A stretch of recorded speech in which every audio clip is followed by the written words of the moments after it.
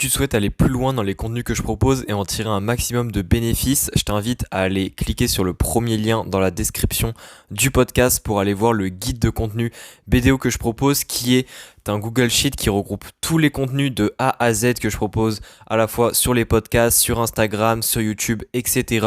et qui te permet de retrouver facilement les sujets qui t'intéressent et de gagner un temps fou pour pouvoir améliorer ton alimentation pour ton sport.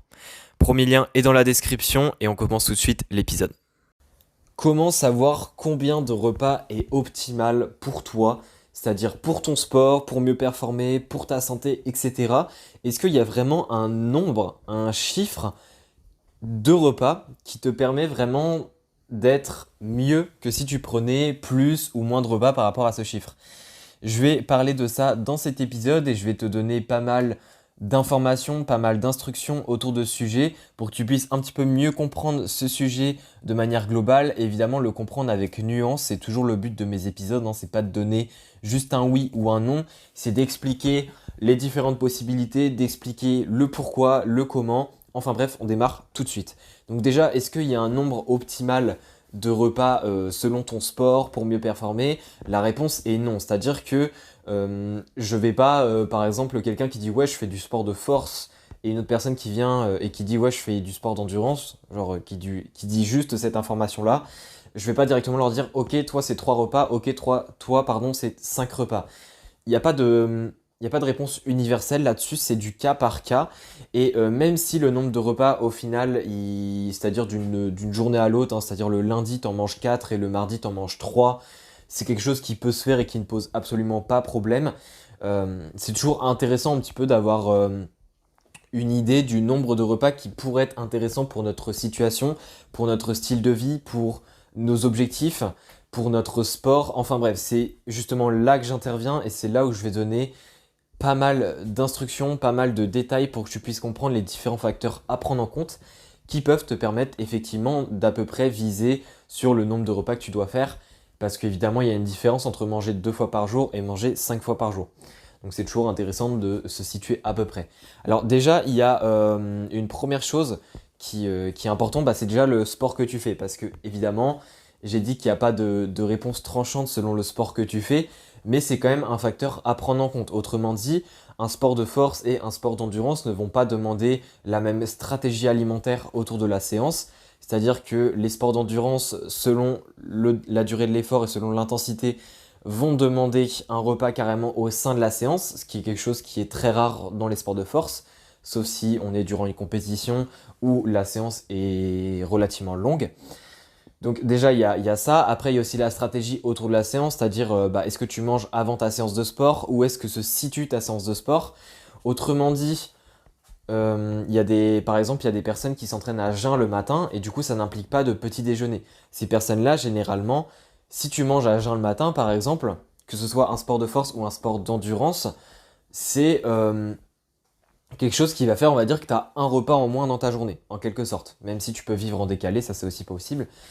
Mais la différence ici, et selon le sport que tu pratiques, c'est que si tu fais un sport d'endurance, peut-être que tu pars courir à jeun, si imaginons tu fais de la course à pied, mais vu que c'est des efforts très longs, t'emmènes quand même une collation, c'est-à-dire que tu as quand même une stratégie alimentaire au sein de ta séance, c'est-à-dire une boisson glucidique ou autre, qui vont faire que tu as quand même des apports énergétiques durant ta séance. Donc même si c'est pas réellement un repas comme généralement les personnes lambda parlent, généralement quand on parle de repas, on parle de quelqu'un qui est assis à table avec son assiette et en train de manger. Un repas au final, on pourrait presque dire que c'est juste un apport énergétique. Et du coup, dans le cas d'un sport d'endurance à jeun, qui est de longue durée, eh bien, il y a quand même un repas qui se fait durant cette séance de sport. Alors que si tu t'entraînes à jeun en sport de force, peut-être que tu ne manges pas du tout avant la fin de ta séance de sport. Et du coup, là, tu as, on va dire, un repas en moins. Voilà. Donc après, il y a ça. Évidemment, selon quand est-ce que tu t'entraînes, il faut aussi prendre en compte de est-ce que tu manges, comme je l'ai dit, avant ta séance. Est-ce que tu t'entraînes à jeun? Est-ce que peut-être, si tu t'entraînes en fin d'après-midi, est-ce que tu prends à goûter? Est-ce que tu ne prends pas de goûter? Selon comment est-ce que tu te sens le mieux. Alors, tous ces sujets-là, j'en ai déjà parlé dans d'autres épisodes, hein. J'ai déjà parlé de tout ce qui est pré-workout, comment un petit peu s'organiser, comment savoir si peut-être c'est mieux pour toi, dans ton cas précis, de ne pas prendre de goûter ou est-ce qu'il faut plutôt que tu prennes un goûter? Ça, j'en ai déjà parlé dans d'autres épisodes, donc je ne vais pas y revenir.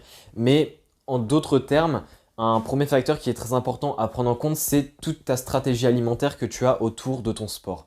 Autrement dit, tes habitudes par rapport à ta séance de sport. Si tu prends une collation avant, si tu prends un apport alimentaire durant ta séance, si tu prends une collation directement après, ou alors est-ce que plutôt tu as tendance à ne pas prendre de collation avant et tu prends juste un repas 3 heures avant, et dès que tu as fini ta séance, tu prends pas de collation et tu prends juste le repas qui vient 2 heures après. Enfin voilà, tout ça va déjà te dicter un petit peu la structure globale de ta journée, et évidemment, ce n'est pas le seul facteur à prendre en compte comme je l'avais dit.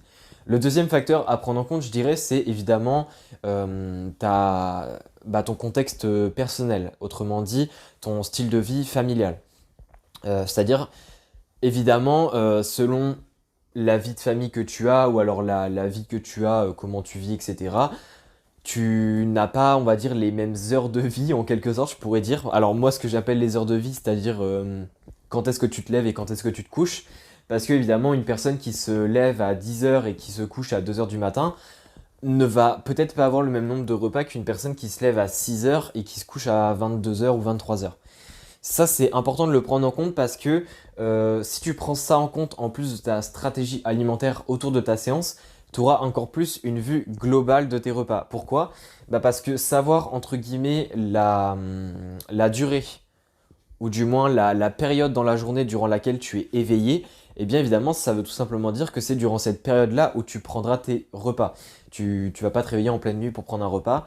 Et du coup, c'est intéressant de savoir ça parce que par exemple, si tu fais 6h, 23h, tu sauras que tous tes repas vont se situer dans cette période-là.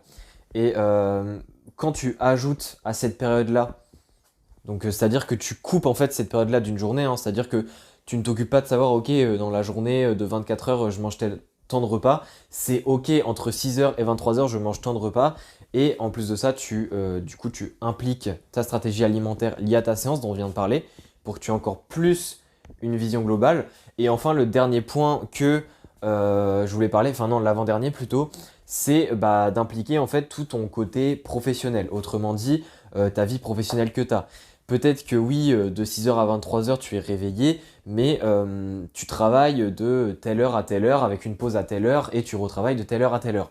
Et évidemment, durant les périodes de travail, généralement, on ne mange pas. Enfin, il y a des personnes des fois qui emmènent des petites collations selon le travail si elles peuvent, mais généralement, ce n'est pas des périodes où tu vas manger un repas. Donc, c'est toujours intéressant d'avoir un petit peu sa structure de la journée avec les phases où on ne mange pas parce qu'on dort ou parce qu'on est en train de travailler, les phases où on a la possibilité de manger, mais ça ne veut pas forcément dire qu'on mange. Autrement dit, durant les pauses au travail, il y a des personnes qui ne mangent pas, il y a des personnes qui mangent, bref, ça dépend. Et évidemment, de comprendre, par exemple, autour de l'entraînement, comment est-ce que tu t'organises actuellement et qu'est-ce qui est l'optimal au final, parce qu'il y a quand même une certaine optimisation à faire au niveau des repas autour de la séance de sport, mais ça, j'en ai déjà parlé dans plein d'épisodes. Je t'invite à aller voir et pourquoi pas aller prendre le guide de contenu BDO que je propose qui te permet de retrouver justement tous les contenus que je fais de A à Z, peu importe leur date de publication, etc. en juste 2 clics pour pouvoir gagner un temps fou et pour pouvoir améliorer tes performances justement. Mais bref, pour revenir au sujet, ça c'est important de prendre en compte ton contexte professionnel.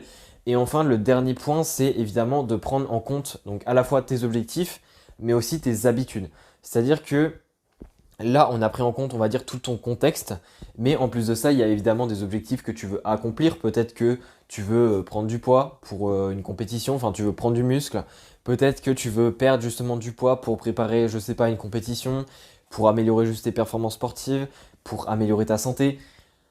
Tous tes objectifs vont faire que un nombre de repas peut être plus ou moins optimal selon la situation. Autrement dit, selon la gestion de la faim, il y a des personnes où manger moins de repas, bizarrement, ça aide, mais il y a d'autres personnes, c'est l'inverse, c'est-à-dire que manger plus de repas, ça va aider. Et comprendre ton objectif et comprendre ta sensibilité par rapport à la faim selon le nombre de repas, c'est quelque chose qui peut être très intéressant à prendre en compte justement pour essayer d'établir un certain nombre de repas à manger dans la journée. Même si, encore une fois, je te l'ai dit, d'une journée à l'autre, c'est pas fixe, hein. Tu peux très bien, le week-end, prendre 4 repas et en semaine, t'en prends que 3. Enfin, Il n'y a pas de règles, il n'y a pas de limite, on va dire, à avoir. Mais voilà, ça c'était pour les objectifs. Et enfin, le dernier, c'est évidemment les habitudes. C'est-à-dire qu'il y a des personnes, depuis petites, elles ont toujours été habituées à prendre un petit déjeuner. Et il y a des personnes, elles n'ont jamais pris de petit déjeuner. Généralement, quand tu es habitué à ne pas du tout en prendre, c'est rare que du jour au lendemain, tu te mettes à prendre un petit déjeuner. Et l'inverse est aussi possible. C'est-à-dire qu'une personne qui a toujours mangé de petit déjeuner, possiblement, ça va être difficile pour elle du jour au lendemain, d'enlever ce petit déjeuner.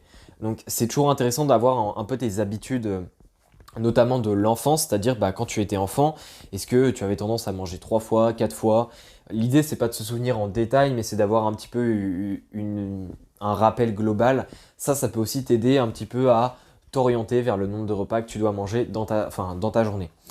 Donc voilà un peu pour cet épisode. Alors évidemment ce sujet-là je l'ai de ouf détaillé, hein. T'es pas obligé d'aller autant dans le détail juste pour savoir combien de fois tu dois manger dans la journée.